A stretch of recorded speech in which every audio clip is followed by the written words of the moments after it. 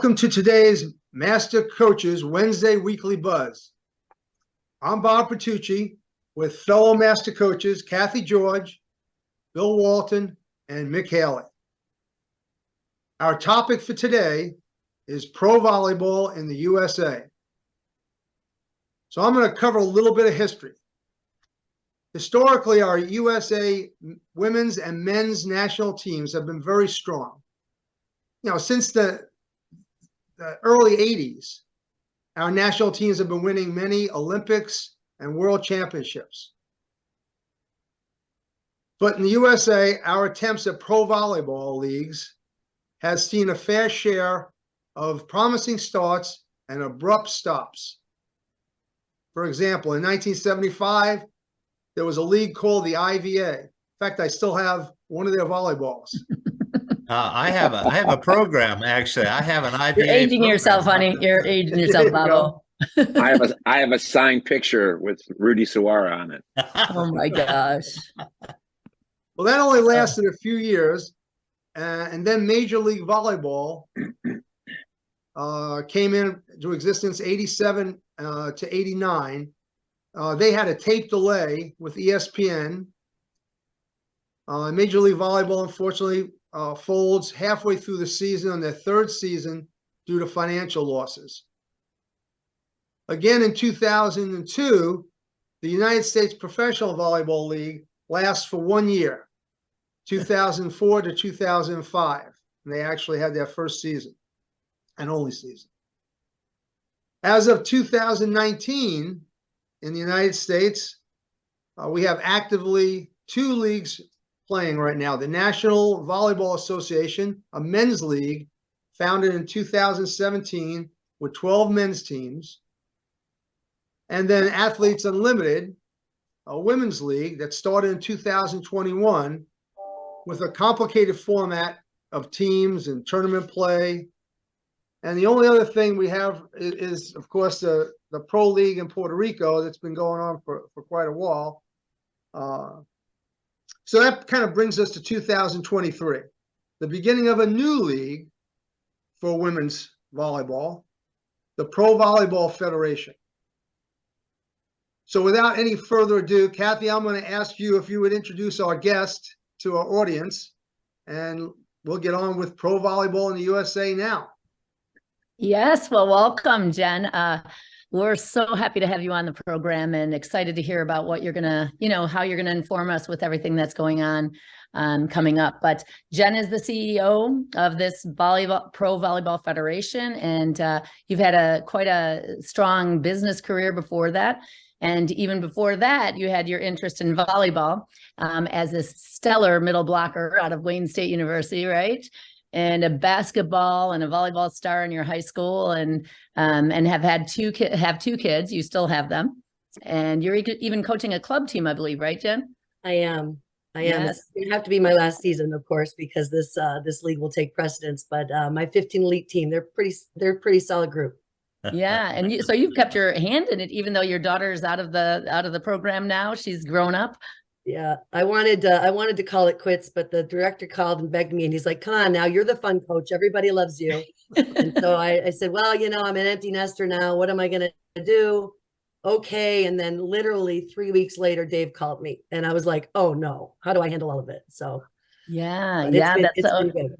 That's so exciting. Well, knowing that you're, you have all this volleyball background, it's really awesome to see how you can use all that experience and bring it into the league. But we just heard a fun fact from you, and that was that your dad played for the Lions and the Colts, and he was in Super Bowl V, played college football at Indiana. That's really cool. That must have been a awesome environment to grow up in. It was. I was a little bit young. I was 2 when he won the Super Bowl, maybe 2.5. Were you in my arms? What's that? Were you in his arms in the field?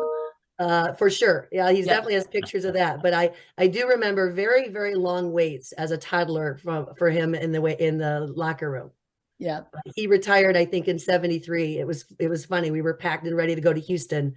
He'd been traded, and we were living on a farm at the time, and my mom had the horse trailer packed, and we were ready to go. And he walked up the driveway and said, "I'm done," and she was very happy. Oh, I'm sure. I'm sure. Absolutely. So, Well, you've had your history then with pro athletics, and but I wanted to talk a little bit more and kind of hear how you got to be the CEO and how that all transpired, and kind of the path that has led you to where we are today. absolutely. So I graduated from Saline High School and got a full ride to Wayne State University in Detroit. I wanted to play for Michigan, but they said I was too short, so I listened and went D2. Played 4 years for there, great time. While I was at Wayne State, I had a part-time job in the football office, and I met Dave Winham. Dave Winham happens to be one of the founders of Pro Volleyball Federation. We both left Wayne State about the same time. We both ended up working for the Ilitch organization. The Ilitches own the Red Wings and a number of entertainment venues downtown. Around 99, Dave left Michigan, and we kind of lost track of each other as friends do sometimes. And about a year ago, I got a text, and I was in a business meeting training 30 salespeople, and it said might be Dave Winham. And so I took a break, and as good friends do, I called back immediately, hoping there was nothing wrong. And he said, shared with me the vision for Pro Volleyball Federation and the league. And, you know, with my volleyball background and my coaching background and my business background, it took me about 2 seconds to say I'm interested, and please put my name in the ring for interviewing. And I met with Stephen Evans, the other founder, and some of the team members, and ultimately was awarded the opportunity to come and lead the league. Since I left Wayne State, I spent the last 27 years building some of the largest sales and delivery teams and leading them around the globe for some of the largest Fortune 100 companies.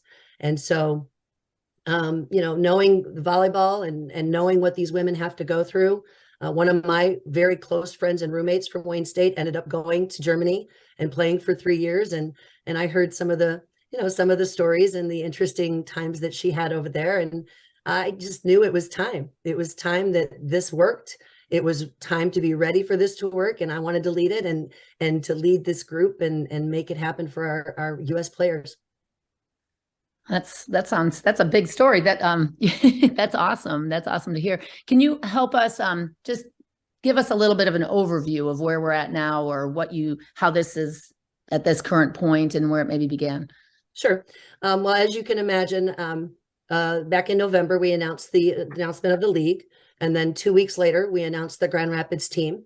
That team is going to be owned by the DeVos family. And if you know anything about Grand Rapids, they're a very successful family. They happen to own Amway, which is the largest privately held company in the world. And they also happen to own the Orlando Magic. They have a minority stake in the Cubs, as well as the minor league hockey team, the Grand Rapids Griffins. Bill's a Chicago guy. He had the Cubs up. Yeah, I see that feed into the Detroit Red Wings. And so the Grand Rapids team was the first team announced. A couple of weeks later, we announced Joe Burrow and his family investment.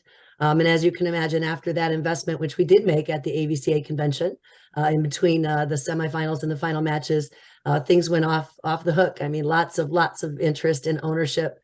Cities around the nation. We recently, about 3 weeks ago, announced 3 other teams: Columbus, Atlanta, and of course, Omaha. You can't have a pro volleyball league without putting a team in Omaha. We have a 5th team signed, and we are currently speaking with 5 to 6 different ownership groups around the nation that are very, very close to signing. And so we feel very comfortable that we are going to begin the 2024 season in January with a 3-week training camp, and we'll go into that 2024 season with 8 teams. Pretty exciting. And Bill, I know you have some questions further about just some of those things, but adding on, so I won't steal them. I'm just chopping at the bit there. I'm just sitting here saying, wow, yeah, at your background, Jen. It's just amazing that you started as a middle blocker, because I did too. So there's some hope. There's some hope for me yet. It is the hardest position on the court. I completely agree. You have to be the best physically blessed athlete on the team. There you go. Oh gosh, but that wasn't me. Oh my goodness, yes. Well, he wants us to believe it's him, though. That's the thing. Yeah. That's okay. I'm good with that, but it certainly wasn't me. And, we heard in the intro to the show, the historical record for pro volleyball in the USA would have to be labeled poor at best, And as most experts and experience seems to tell us, finances and television usually paves the way to success in the USA for pro leagues. In your opinion, would you tell us why you think we should be really optimistic about why the Pro Volleyball Federation will succeed? And I'm optimistic here. It sounds great, especially with Joe Burrows. He's one of my favorite quarterbacks. Tell me why we're going to go over big this time and we didn't the last time. Well, first of all, I think it's the group of people that's behind it. Dave Winham and Stephen Evans have had their companies, the Team Management and the Remedy Branding Company, for 23 years. And they have been helping people buy and sell professional and minor league sports teams for those 23 years.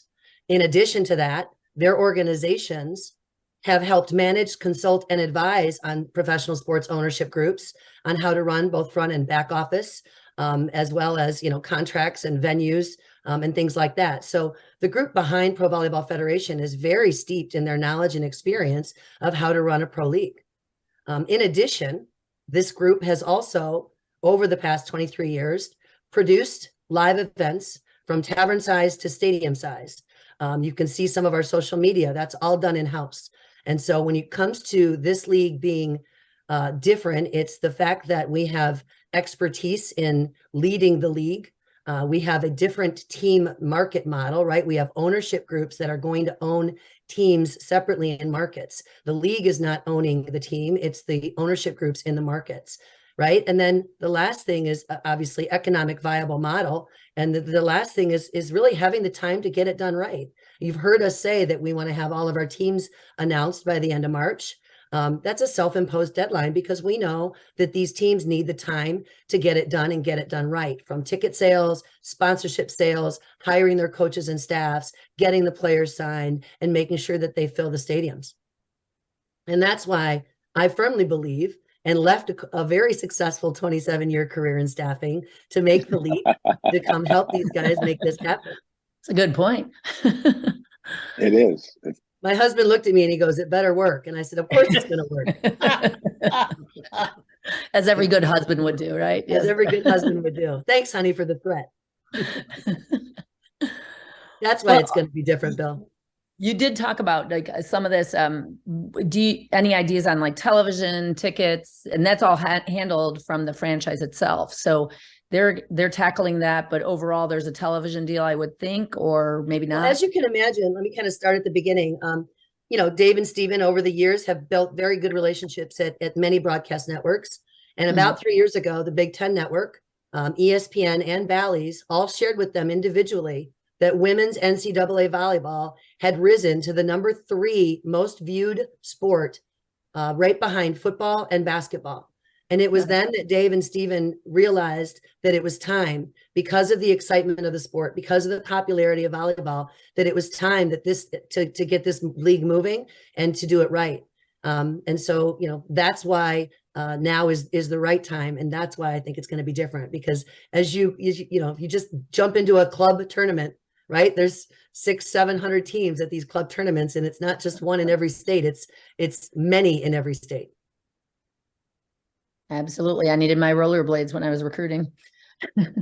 Well, Jen, the league had an initial press release, with a number of teams and cities. It was, like you had mentioned earlier, Omaha, Columbus, Grand Rapids, and Atlanta was, I guess, the last one that was announced. Give us an update on the progress. You mentioned that there was a few other cities and owners in the mix. Maybe you would like to give our listeners a little exclusive here. Maybe. On what new cities are you big, strong word. Yeah, like I said, there is a 5th team that we've signed, and we are going to start with 8. We have 5 or 6 ownership groups that are very, very close, but I'm not going to name them because, if for some reason somebody, chess moves somebody else and I'm wrong, then, so be it. So I'm just going to leave it out there that we're going to get to 8 and it's going to be exciting. It's going to be a lot of fun. Thanks for the exclusive. There's been some rumors out there. I don't know if you can help us with those at all or not. You started those, Bob. You started. I started all the rumors. Well, there's a lot in the Midwest. I mean, Indianapolis was one. Houston was another. Of course, Bill would like to know about Houston. Louisville with the success that they've had. I mean, Minneapolis possibly because of some of the players that have come out of that area. and even all the way across to the West Coast, with the national team being in Anaheim or, in Santa Clara has been another one I've heard of. Any of those look like possibilities? All could be very, very big possibilities. I can tell you that we're probably right now talking to over 22 different markets. We absolutely want to be national. Each of those markets is in different stages of conversations. And as you can imagine, getting to the end where you have signed documents and announcements coming out is a lengthy process. But, we plan to be national. We are definitely talking to East Coast cities. We're definitely talking to other cities and all of the cities that you named. We just, have to get a little bit further along in the legal documents before we actually name them publicly. Jen, Okay, I think we've twisted your arm enough, to be honest with you. You can keep twisting. So Bill, here's you're another, looking- So she's not Bill, going to let us know, but we can keep twisting. where you Yeah. keep twisting. Bill's Run for office. trying to save her. Yeah. Yeah. Well, let me ask it a different way. The Oh. East Coast You cities. think you're going to get a different answer? I think it's going to be different. I don't even know, Bob. Like, seriously? Seriously, Go ahead, though, Bob. I'm seriously. up for the challenge. It's So a are we 30 looking minute- at it's a the 30 major minute show, Bob. markets like DC, Boston, Oh my Philly, God. and Washington? Yes. Or are we looking at like Atlantic City, Baltimore, Albany? Oh my gosh. I would say more in the major, More in the major. Okay. but also very, volleyball crazy cities. And you So- mentioned a couple of them. So does that mean you're looking though mostly to the east of the Mississippi River? No, not necessarily, not at all. It would seem that because of the winters, the spectator appeal has been so big in women's volleyball, and that's always been basketball because in the Midwest also. As volleyball is growing, though, it's been interesting. What are you doing about venues? All these places you're talking to, you have to be looking at venues also, right? Yep. We absolutely want to put the product, the games in NBA, NHL style arenas. As you know, probably already from Grand Rapids, we're going to play at Van Andel. I think that's an 11 or 12,000 seat capacity arena. We're talking to Nationwide Arena in Columbus. We're hoping to speak with the CHI Center in Omaha. But those are the types of venues that we think that this product will play very, very well in. Is that how you pronounce that? CHI Center, and not the Chi Center? I I've think been it's there. CHI. I'm not Yeah, yeah, I'm not I a never- Nebraskan, so I don't know. Me neither. I that's really interesting. Makes more sense that you would say CHI, but I've walked around calling it the Chi Center, and I thought that was really kind of dumb for Nebraska. So I don't know. Interesting. Well, can we dig into how I get that you're giving each owner a chance to develop their own situation the way they want to, but isn't that dangerous in some ways because of overspending? For instance, the people that have more money could almost buy a team quickly. Do we have any caps? And do we have an equal draw on players, or do you just go out and duke it out to try to get players? Can you throw some light on that stuff? Yeah, absolutely. So for the first year, we're going to pay each of the players a base salary of $60,000. Everybody's going to make the same. There'll be bonuses for advancing to the playoffs, winning a game, and winning the championship. And so in addition, we are going to be the first league that shares revenue with our players, and revenue comes from broadcasting and media rights and expansion fees. So to answer, I think Kathy's question, I think I missed over that, but I'll just go back. We are speaking with large broadcasting organizations. Obviously, we're talking to 3 or 4 national broadcasting organizations, as well as 2 streaming organizations about streaming the games. We're talking to Bally's and the Sinclair Broadcasting Network about, regional games. And so all of that will come into play. But that first year, we believe that a base salary equal for all players is what is necessary to get the league up and running. The second year, we expect the base salary to increase. Obviously, increasing will be bonuses and revenue sharing. And then we anticipate by the third year that they're going to want to negotiate their own salaries and contracts with their team owners, and we're going to let them. So how do you control that? I mean, what keeps, we've been talking about NIL, name, image, and likeness in the collegiate game, right? And there's so much money out there. And we found that the athletic directors tell us between the lines, they can't control this. They don't know how to control it. NC2A can't control it. Now we got a pro league coming in. You've set a standard for wages. What keeps a club from paying athletes under the table or additional money? And what is it, a 6-month contract? Is it a year contract? How do you control all of this? So it's the first year, it's going to be an annual contract, 1 year. We are going to allow each team to have 2 franchise players. Those franchise players will be allowed to make up to 100,000, and they'll be allowed to be in the market that they're hired by, to hype the league, to gain community involvement, to be out in the community, to publicly hype their team and Pro Volleyball Federation. But as I said, each player is going to sign a standard contract. We're currently speaking with some of the ownership teams about housing and things like that as perks. Those are going to be things that they can most likely decide on. But as I said, that first year, the league is going to ensure that those contracts are maintained at 60,000. Jen, do you anticipate in the third year having a cap for each team so that somebody doesn't go crazy? Yes, I think that we'll definitely get to a salary cap situation. Obviously not in year 1. But as we develop and mature, I definitely think we're going to get there, and that'll be things that we'll talk amongst the league and the owners about when it comes time to make those decisions. So what are we going to have a draft? Can you speak to this? Because sure. I'm saying I live in Lincoln and I get drafted by Grand Rapids. What if I just say no if there's a draft, and then the team that drafted me is out a drafting spot? How does this all work? So with the free agents, and we call them free agents, those are, as you can imagine, the 320 women that are over playing Europe on a sport transfer visa. Anybody that has exhausted their college eligibility and is interested in playing. Mick, I spent the last 6 months hosting Zoom calls, and I've probably talked to some of the top 500 players all across the world about what we're doing, and shared with them and educated with them, what we're doing, what the timeline is, and how they can get involved if they're interested.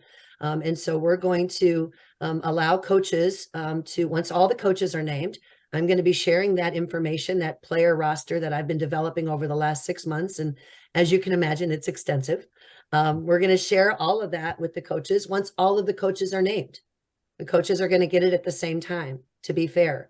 And then it will be a recruiting effort for those free agents. So right? there's no draft.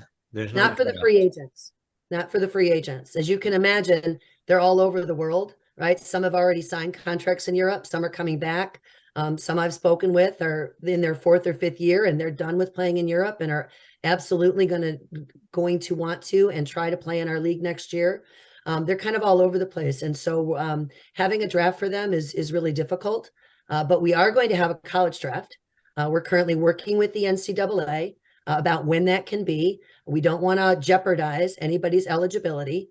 We'd like to have it in early November. We realize that's before the brackets and the tournament. So we're currently working with the NCAA to see where the volleyball falls in all of that. As you can imagine, I believe baseball, softball, and hockey, or baseball and softball, all have their drafts before they're done playing. So we're just working with the NCAA to remain consistent with what they want us to do.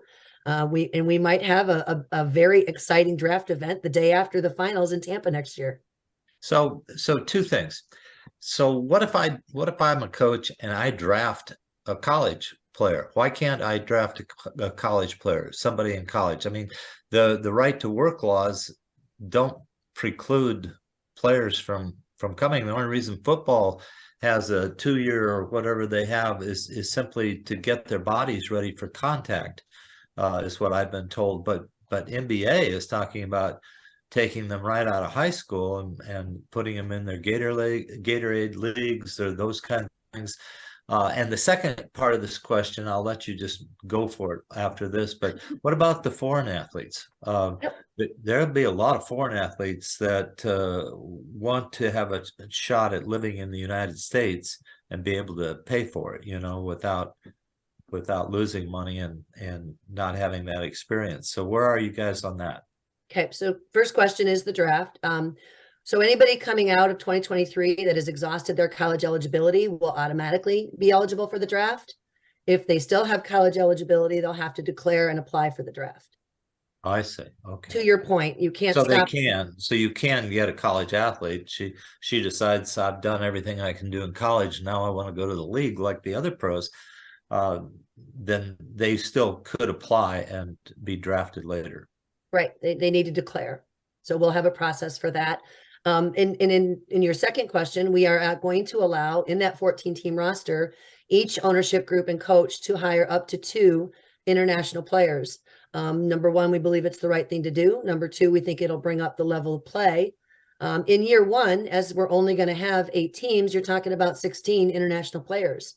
I can tell you, I've probably talked to 50, and you're absolutely correct. They're all very interested in coming over to the United States to play volleyball, just to come to the United States. In years 3, 4, and beyond, those, as we expand teams, we might allow more 3, maybe 4. But for this first year, it's going to be 2, and we absolutely are interested in including them in our team rosters. Jen, are you working with USA Volleyball to make sure that you can arrange the signings? Because when you get a foreign player from a foreign team, there's a cost to get that player's contract. Yep. We've spoken to the FIVB. We've spoken to USA Volleyball. My head of volleyball operations is Dr. Cecile Renaud. I can sure you all know Miss Cecile. I would not do this without her. It's one of the first questions I asked Dave. I said, I'm going to need somebody extremely strong in volleyball. And we went out and sought after Dr. Renaud, and she and I are kind of connected at the hip. And she is handling all of those types of conversations. And yes, we very much have already spoken to the FIVB. We've spoken to USA Volleyball. I've met with Karch. Dave has met with Karch. I've met with Tama and Aaron, and we went out to Colorado Springs, and they invited us to present it to the NTDP Open Program. And that was exciting a couple of weeks ago. And so we're very much working within the rules of the various organizations that we need to. So when you sign when a player signs a contract for a year, it seems like the contract starts in January and ends in December. But it would seem better that you sign in July or August and it ends in after the league's over. Yeah, the contract will be for the duration of the league, which would be, as you know, right after the new year through the last championship match, which is most likely in May. So it is about a 6-month deal. 6-month contract. And let me also mention that we realize we're bucking into an Olympics year, and we realize there's national team responsibilities. And what we've said to USA Volleyball and other national team members from Canada and Romanian and people that I've spoken with outside of the United States is any national team player that needs to leave for their national team may do so at any time without penalty, because obviously we want to win an Olympics. Yeah, but it penalizes the league, and that's we see that in several sports, like hockey, for instance. In the middle of the season, they want to take the best players and play in the Olympics, the Winter Olympics. Hockey went along with that for a while, and then they went away from it because it just was too hard. And the teams that invested lose their best scorer or the best center or whatever, and goes for 2 weeks. You could lose 4 or 5 matches in a row. Well, we're hoping to be done by then. That's the initial plan for year 1, because it is an Olympics year. But in years 2, 3, and 4, I think you'll see that the season goes a little longer. Oh, really? Interesting. So let's talk about that. You've only got 8 teams. Why not go like soccer? Soccer seems to me like they're going to have 40 teams in their top league. What people don't know is there's several soccer leagues, pro soccer leagues. But I've been watching. When I was in Los Angeles, I watched the Los Angeles Football Club build that beautiful facility And now I'm in Austin, and Austin's got a team that finished second last year to Los Angeles. But the way they did it is they added foreign players from the top leagues in England and that sort of thing. And the league has been developed by a lot of players from South America and Central America coming in. They have so many teams, though, it's hard to follow just one. But we'll have 8. So how many games can you play with 8 teams realistically over that 4-month period? Well, we're looking at anywhere from 18 to 22. Year 2, we expect to have it as many as minimal as 4 expansion teams, and we might even double to 16. And obviously, year 2 looks a lot different, but we're getting it off the ground. We know that 8 is doable. We know that it's manageable. We know that we can make 8 successful, Bill. And way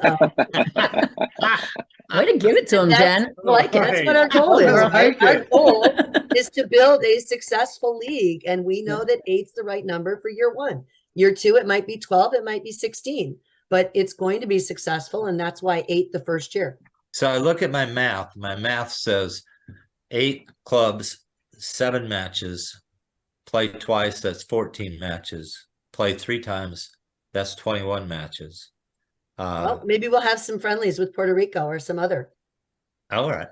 Well, that would be I'm certainly not opposed to having some friendly matches. Concept. Yeah, that'd be a soccer concept.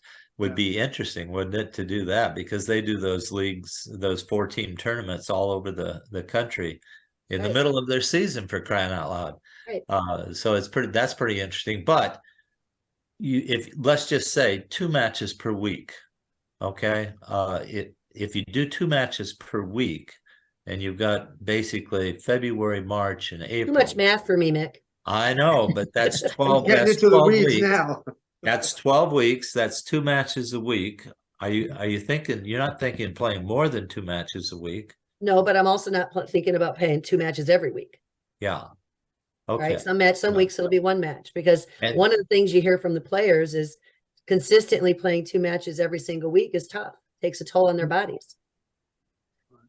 And this is a league that's for the players. Older group. Kathy and these coaches we've interviewed said they can play Friday, Saturdays. It doesn't bother them. They'll play all day long. They said they're tough. We said when we were young, before 18, that's what we were go. talking about back in the old club days.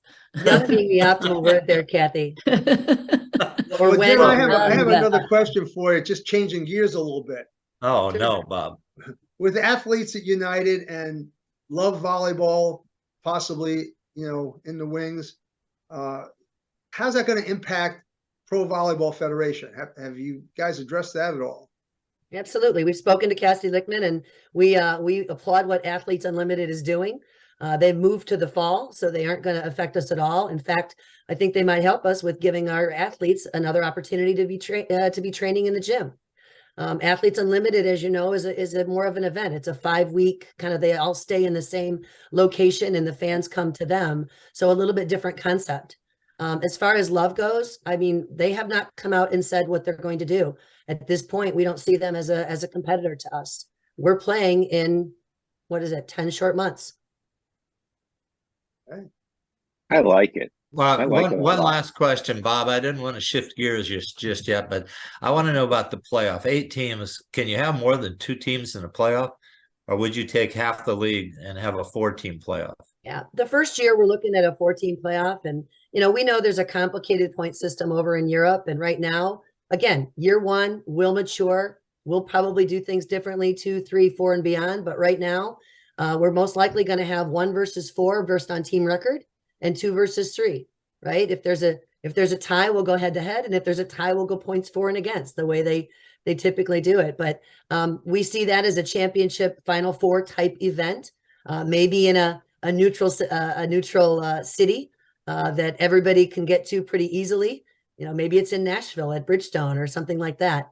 But definitely a Final Four type event. And definitely we're going to crown a champion, and we're going to have a big trophy and maybe a nice piece of jewelry. How about rule changes? International rules. International rules. No messing around with the rules. Would you give points? We may. This is Dr. Cecile's area of expertise.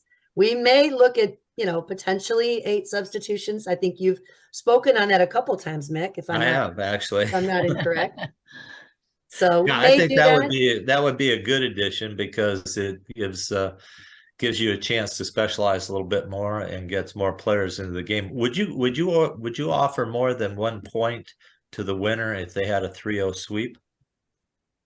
Again, we haven't really got into that yet. Certainly it's something that's up for discussion. And I think as the rest of the teams get announced, that's a discussion that we may entertain at the league level. But none of that has really been decided. When I was at the University of Texas, we offered free hamburger, fries, Yes, and Whataburgers to everybody. Yeah. At Whataburger when we swept, and it was their largest draw ever. Whataburger and they has come with the never had brooms. a draw like that ever. Did you do that at UTA too, Kate? Yeah, we did too. Yeah. And Houston. And Houston. That was a big Texas thing. Think about that as something that would get people in. I don't know who's willing to do that, but it's a pretty interesting concept. Well, my understanding is as soon as we announced Omaha, within 48 hours, we had a slew of season ticket holder requests. So there you go. I'll bet. Yeah, they can't get enough of volleyball, and they can't get a good enough seat, and they sold out all the boxes for the Final Four. Nobody could get a box to do any kind of sales work or entertain because everybody in Omaha purchased the boxes. Yep, I believe that. Yeah. Well, that's pretty interesting. So what haven't we covered here? We've talked about. Oh, there's one other thing. Are you going to have general managers, or are you going to have the coaches try to be general managers? Or is that up to the club? Who are you going to get to coach? They're having trouble getting coaches just for the college game right now. Well, we'll start there. We're looking at Power 5 conference coaches. We're looking at coaches that have had experience in the USA Gym. We're looking at coaches and talking to coaches that have had experience with playing in the Olympics and teams in the Olympics. We are expecting that the team owners will make those decisions as to whether or not a coach is both a general manager and a coach, or they want to hire, 2 specific positions. That's really up to the ownership groups in each of the markets. And what was the second question, Mick? I'm sorry. I don't know. I think you answered both. I think she answered both of them. But boy, Kathy, maybe you have some got it going, girl. questions, Kath, on the future here. Yeah, I mean, and so you've already really spoken to that. You've talked about everything's going to continue to grow as time goes on. And so I really don't know if that question is even important anymore because, I mean, Jen, if you had a crystal ball for 10 years, what do you see? I mean, I know. You know what? I see us being the premier women's sports league in North America. We've already, and I say North America because we've already had interest from teams in ownership groups in Canada. I see us being the premier women's professional sport, and I see us at 24, 28, maybe even 32 teams with several divisions, and like I said, a nice championship playoff run. So are there any other pro leagues that share revenue? Are you the only pro league that shares revenue? We believe we will be the first. Wow. Don't you think that's the biggest thing? I'm surprised Walton's not all over that. He would have picked up on that as a player. He would have been knocking on your door, phoning you at 2 a.m. Sharing revenue is his deal. We know that the players are our product, and we're going to treat them with fairness and professionalism and very, very well. Oh, that's a great thing. As I tell the players, they're going to travel by plane if it's more than 250 miles, and they can kiss those 15 passenger buses that they travel in now in Europe goodbye. Yeah, I think you need to get that out there. I mean, gosh, seriously, Kathy, you keep playing, right? If they had revenue sharing. Oh my gosh. Of course. She had an arm, Jen. I don't know. You might have been a middle blocker, but she had an arm. So I'd like to see this matchup. Yeah, exactly. Well, actually the block was my friend. So there you go. There you go. So try as much as you'd like. It was such a pleasure to be with you all today. Thank you so much. We're so Jen, excited. thank you very much. I really enjoyed having you on, and appreciate you taking the time to explain everything about the Pro Volleyball Federation. Well, not everything, Bob. Not everything. Jen did really good, but she didn't tell us those other cities. You could try it. I know. That was tough. I thought she was going to give us at least one new one. You know what? I'm going to give you guys at a game show. You guys get an A+ for persistence. It was so funny. It was like a game show. You kept trying to get throwing it at different ways. It's awesome. Yeah, well, thanks, Jen. Really Thanks, good. Jen. We Thanks appreciate very the much. time. And And, keep us we're excited for updated. the league. We'll announce the teams as you announce them then. Absolutely. Loved being here. Thank you all and best of luck. Talk to you soon. I'm inspired, Jen. Thank you. All right. Take care. So I've turned you to the dark side is what you're saying. Yeah. Oh, Absolutely. Thank you again. Bye-bye. Bye-bye. bye. Okay, we're All right. ready for a buzz reaction.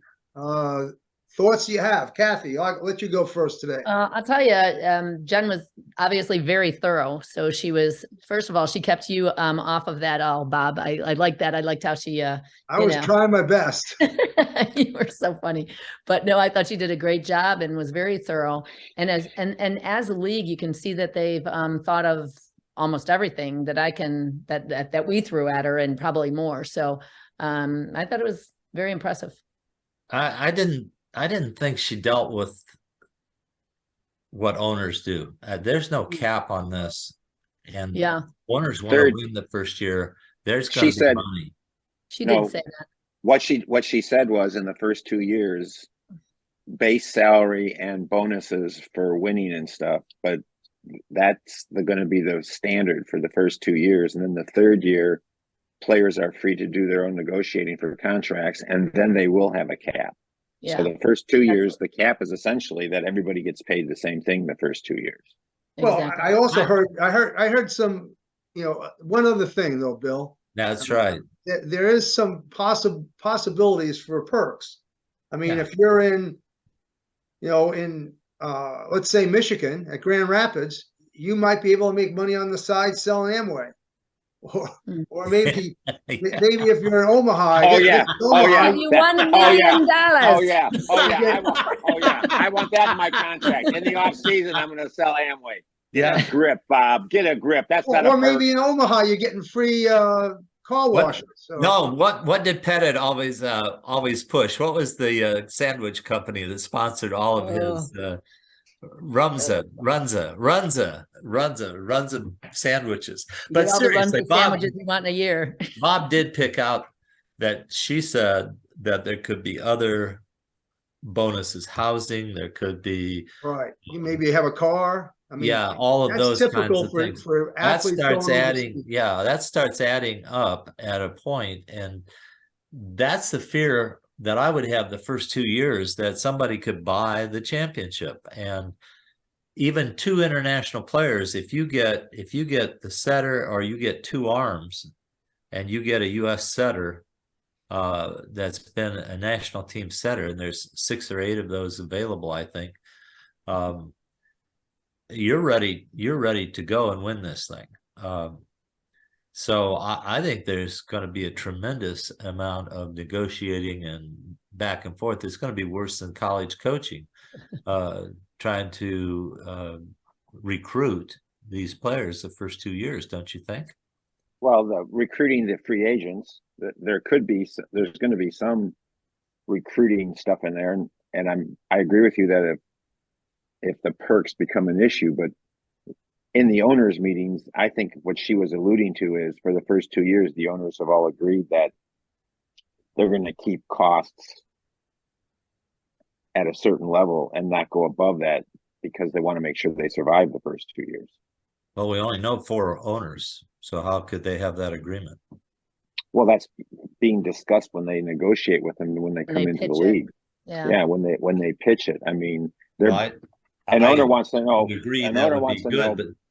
An owner wants to know, when I come into this league, I don't want to end up having to spend a fortune for a league that folds in 2 years. How are we going to control costs in the first 2 years while we figure out how good we're going to be? And I think that's what she was alluding to when she said, which is, I think she's alluding to the fact that we're keeping it for 2 years, these costs. When she talks about perks, I agree. Those are maybe things you can get donated from the area. Somebody donates an NIL deal for your players for cars and Whataburgers, and we'll give you free housing for 6 months. I agree that those are all perks, but I also think that if I'm a pro athlete, I'm not interested in the perks. I'm interested in how much cash I'm getting. And if I'm well, maybe, but you go and play in Europe, you usually get a car and an apartment if you're good and more. But right, but that's because there's no cap in Europe. That's what I'm saying. We've got 100. We've got room for 104 players, 16 of which will be international stars. I'm assuming. So, at 60,000 each. So it's not 104. It's 14 players times 8. That's 132, I think. Did I miss? Or 112 or 112. 112. 112. It's 14 players times 8. Well, that's 152. 112.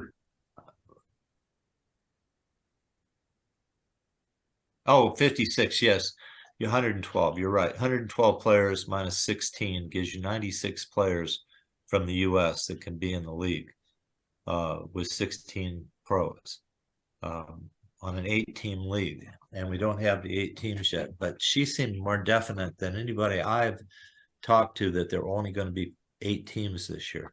I had heard possibly 8 to 10 teams. And that's why I was. Well, they actually listed that on their website. Well, yeah. on one of their other announcements earlier on, 8 to 10. Yeah. And she seemed pretty sure that by the end of March, they were going to announce the 8 teams for this year, or the 10 teams, whatever. Well, I think she said that's their deadline they put on themselves to do that. But they have to get people. They have to get people to commit, right? So we should be seeing in the next 3 weeks a lot of activity. And then they have to name coaches. And once they name the coaches, then at a certain date, they throw these 500 names at you and say, go for it. Well, if you imagine that room. Yeah, if any of those coaches get hired early, listen, if any of those coaches get hired early, they're contacting players immediately. They're not waiting for the 500. They're contacting players to say, would you be interested? If you would, we'd like to have you. We want to offer you a contract. We can't do it until a certain date. You know, it's like recruiting. We can't offer you a scholarship until a certain time, but we're going to offer you one. But if we could offer you, we would offer you. Yeah. If we could, we would. Kind of thing. You know, all 8 coaches are going to be talking to all the top players. Yes, of course, and well, and she said no general manager potentially will leave that up to the owner, but every ownership group is going to need lawyers because contractually the foreign players are going to have all the 300. Are you really going to get players that have agents agree to a $60,000 base? That's what I'm saying. That's what it's going to boil down to. You're going to have to get the player to agree, and then their agent's going to talk to your lawyer, and they're going to hash that stuff all out. That's why, as a coach, you can recruit the player, but essentially you need to start early so that all that kind of stuff can get. Well, that's why I asked the question, because I thought each club really needs a general manager that handles that stuff, or the coaches. You got to hire somebody that's financially, legally, and skillfully qualified. If a coach is going to handle all this stuff. What do you think? What do you think the fee will be for somebody like? And I'm just going to say this. I don't mean it's going to happen, but what do you suppose the fee would be for somebody like Oganu to come over here? What would we have to? What would that club have to pay to release her from that contract? What would we have to pay Italy? Oh wow! See, I mean, what would the? That's a league, but they have to. Who do they pay? They have to. Does our league have to pay? USA Volleyball has to pay the Italian. Yeah, but there's also the Italy Federation then. Exactly. Right, but there's also the team, the club that she's playing for. Right. So the question is, what's that number going to look like? Yeah. Any guess? I have no idea about fees. Exactly. I know that, like she said, there are 500. No, she said 300 and some American players playing overseas. That's 380 fees that have been collected by USA Volleyball for those 300 and X number of players. USA Volleyball gets a fee for each one of those players. Each player. Yeah. So it would make sense that they would pay that fee back to get the player back. But now if the player is a more experienced player, you know, the other federation might be asking for more money.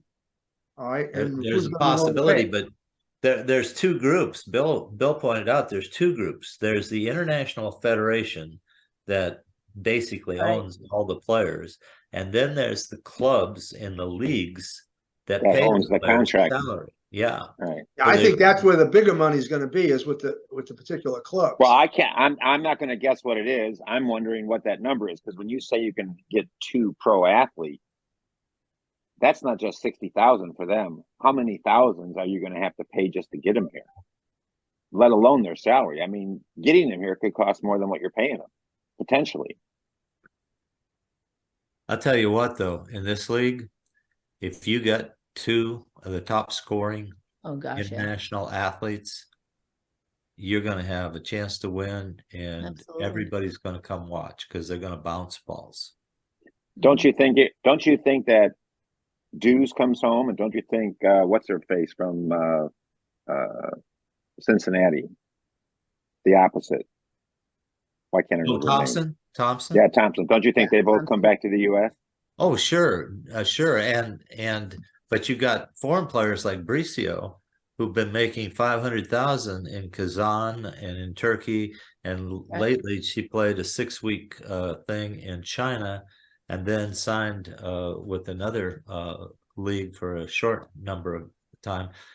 I mean, she's banked millions of dollars. There's a lot of the top athletes are getting paid a ton. I don't think they're going after those top athletes for the first 2 years. I would.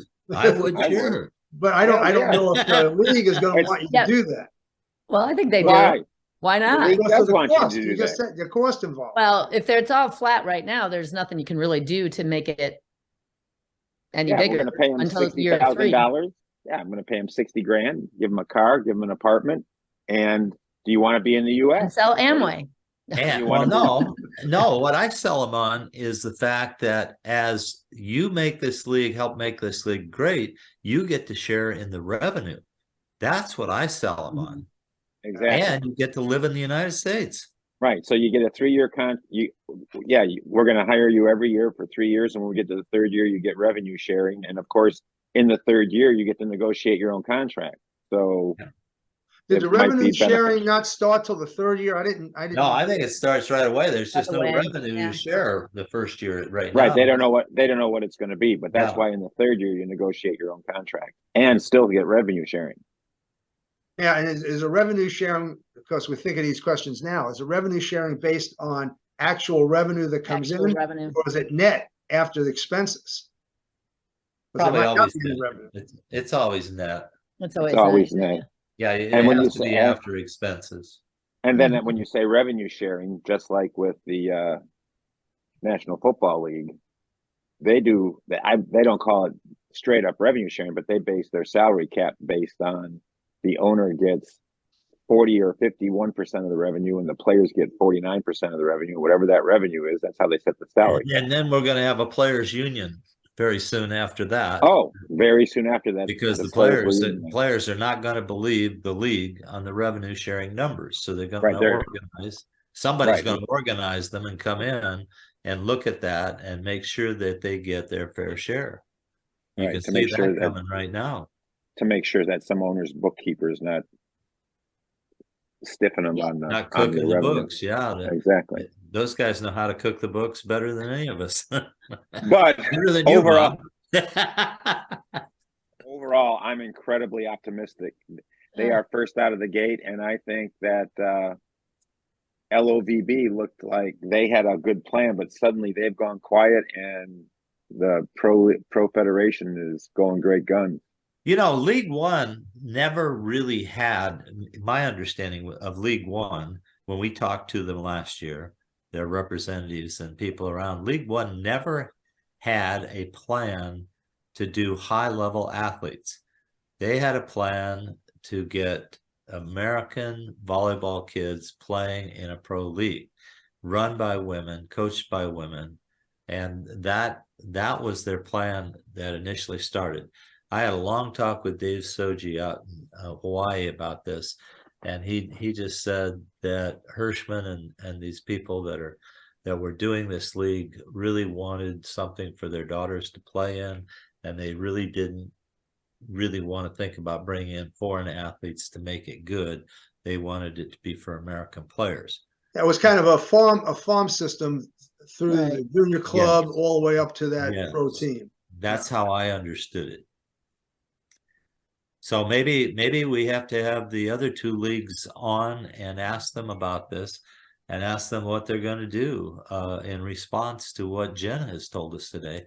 She was really good, you guys. We haven't usually had people come on that will give us straight answers and give us exact answers, and she only dodged the one she had to dodge. She can't throw out potential cities before they the deal's done. It. That's right. But good that you tried to get her to do that.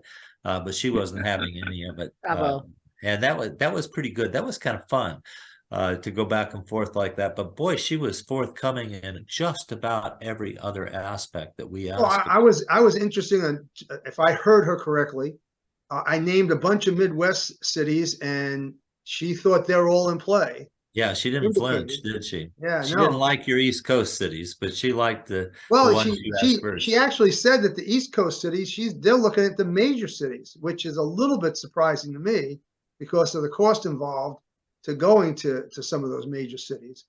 But I think that would make it a national league for sure. But yeah, if they're in the major cities, they get the major media. If they can penetrate the media coverage and do streaming, they're really in a good place.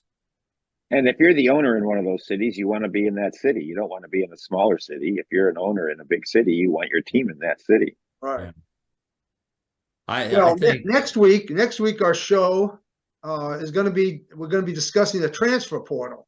No, Bob, isn't next week Michelle Myers, NIL? Oh, you're right. That's going to that's 2 weeks from now. Yeah, that's 2 weeks, Bill.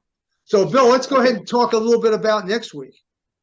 Well, you saw the numbers today that only 1/3 of the Division I, Bill, correct me if I'm wrong on this, but I sent this to you, Bob, this morning, came out, AVCA posted only 1/3 of the Division I athletes that went into the portal have signed with another school, and only 30%, I think the first one was 29%. The second one is 30% of Division II athletes have signed with another school. That means to me that there are 2/3 of all the portal athletes that are not placed yet. Not found a home. Yeah, and that was out of 128 Division I, and I think 77 Division II, but I could be very wrong about that. Right. They still have that May period that they have to go through. I was going to say that, Kath, you're right. They still have another period to kind of finalize that. Yeah. Right, but the May period, the May period's not going to get a lot more entries. The May period's going to get a lot more entry. You think? Entry, but I also think some universities are waiting for that to see what's happening and then finish signing. Well, but yes, new people, like you said, new people. I agree, they are waiting, but my point is that it's at 30% now based on the kids who came out in December. Right. But when we get the May ads, the number of kids being taken versus the number going in, that percentage will get smaller because there'll be more kids, but there'll be fewer schools that need people. Not an equal number, not an equitable number of to bring the percentage up. The percentage only will go down in May. It will not go up. Yeah, we'll have to watch that and see if that's actually happening. That's an interesting really important. Because last year when you could enter at any time, the percentage was smaller than 30%. Yeah. And you know, Bob, what we should look at are the number of people that were in the showcase. If they've signed with anybody, we should we see. could reach out to them and find out. Yeah, because they came to the showcase to be seen by 117 college coaches. You would think that percentage might be higher. Yeah. Well, we know. Yeah, I think if you get seen and someone actually talks to you, you've got a better chance than just being a name on a sheet of paper. Yeah. Absolutely. That's why I think this showcase is such a good idea. thing. Yeah. And we run the showcase in Tampa next year. I think it's going to double or triple in numbers because people want to see the athletes that are in the portal. Okay, so I just want to confirm Yeah, Bill, why don't you tell us about NIL? Well, yeah, are we talking about NIL next week? Is that the 15th or is that That's 22nd. Yeah, so next 22nd. week is going to be on the transfer portal. Right. Okay, Transfer so portal. And So, we're it trying is- to get Is it an going to be NC. NIL or on the transfer portal? It's I on the think transfer we're giving portal. Bob too much information because he's freezing. Did you I- know that, it- Bob? You're it's freezing. definitely on the it's on the transfer portal. But Bill there's was got to thinking be the some following questions because NIL. But when we do the transfer portal, we know one of the questions is going to be, to the person who's discussing rules, how many times do you hear rumors about pay for play in the transfer portal, and how is the NCAA going to control that? Yeah, is that why they're in the portal? Because they got an offer with the exactly. NIL That's money. Exactly.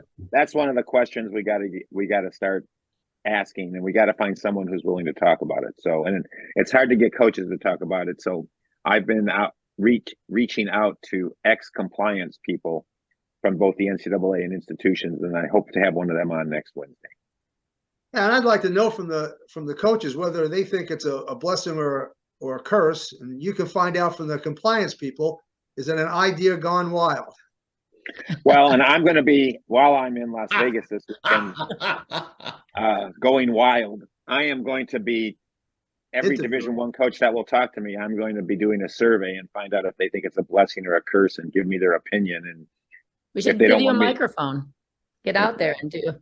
Well, I'll ask them if they'll go on camera, and if they will, I'll tape it. But if they won't, I'll just ask their opinion. So I'll come back and give you a rough, non-empirical kind of thing. So which city are you anecdotal. going? Which city are you going to be in this weekend, Bill? Where you're going to attack these coaches so we can give them advance notice?